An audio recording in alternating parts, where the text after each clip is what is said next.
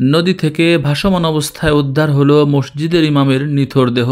মঙ্গলবার সকালে মানিকগঞ্জের ঘিওর উপজেলার বালিয়াখোরা ইউনিয়নের বন্যাপ্রাসাদ গ্রামের খিরাই নদী থেকে তার লাশ উদ্ধার করে পুলিশ।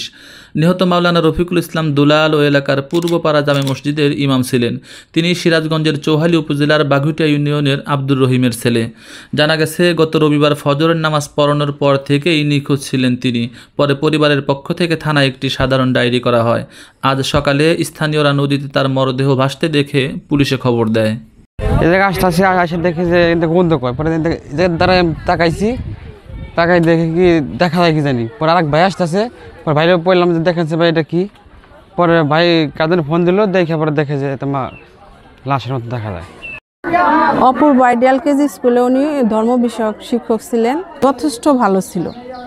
এইটা নিশ্চয়ই কোনো অসুবিধা হইয়াই পড়ে গেছে, নাইলে নদী পাড়ের মানুষ।